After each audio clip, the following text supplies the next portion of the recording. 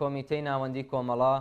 بۆ ستایش و بەرنرخاندنی بەڕێوەچوونی سەرکەوتوانەی مانگرتنی گشتی دەی ڕێبەندە. جەماوەری تێکۆشەر ڕۆژی دەی ڕێبەندانی ساڵی 1402 هەتاوی خەباتی لە مێژینە و شێلگیرانەی کۆمەڵانی خەڵکی کوردستان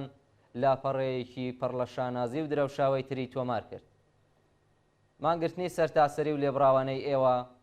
وەڵامێکی تون بوو بۆ کۆماری ئیسلامی کە کردەوەی جەنایەتکارانە و ماشێنی کوشتاری لە زیندانەکاندا ڕاناگرێت. وەڵامی پڕاوپڕ و بەهێزی خەڵکی مافخواز و ئازادی خوازی کوردستان بە بانگەوازی مانگرتنی گشتی لە ناڕەزایەتی بەرامبەر بە ئەعدامەکانی ئەم دواییە بەڕوونی نیشانیدا کە چه ئیرادەیەکی بەهێز لە پشت خەبات بۆ گەیشتن بە سەرکەوتن لە کوردستاندا بوونی هەیە و هەروەک چۆن جەماوەری کوردستان چەخماخەی هەڵگیرستانی شۆڕشی ژینایان لێدا لەو سەنگەر و گۆڕەپانە نوێیانەی کە ڕیشەی لە نەریتی پێشکەوتن خوازانەی بزوتنەوەی شۆڕژگێڕانەی خەڵکی کووردا داکتاوە درێژە بەو خەباتە دەدەن. خەڵکی کوردستان نیشانیاندا کە لە سێدارەدانی ترسنۆکانەی لاوان لە زیندانەکانی ڕژیمدا نەک هەر ئیرادەیان لاواز ناکات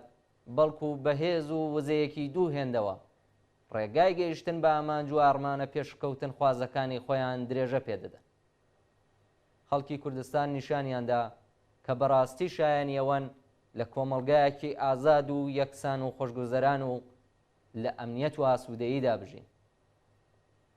ئەوان نیشانیاندا کە چیتر ڕێگە نادەن مافی سەرەتایی ئینسانی و کەرامەتیان پێشێل بکرێت و هەزینەی لە سێدارەدانی جگەر گۆشە بەندکراوەکانیان بۆ ڕژیم گەلێک بردەسەرەوە. بەم بۆنەیەوە پیرۆزبایی گەرمی خۆمان پێشکەش بە جەماوەری شۆڕژگێڕی کوردستان دەکەین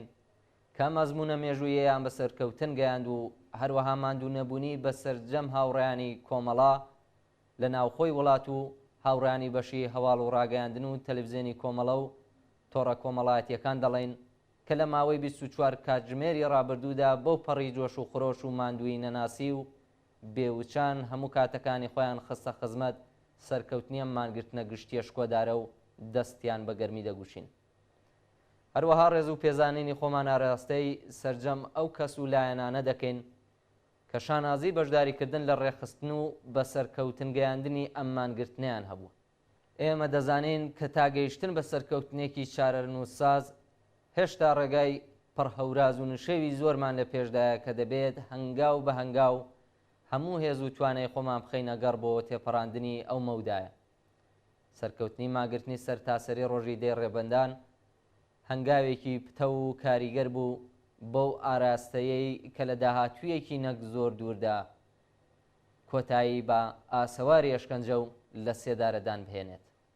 کۆمیتەی ناوەندی کۆمەڵا ڕێکخراوی کوردستانی حیزبی کۆمۆنیستی ئێران دەی ڕێبەندانی 1402 هەتاوی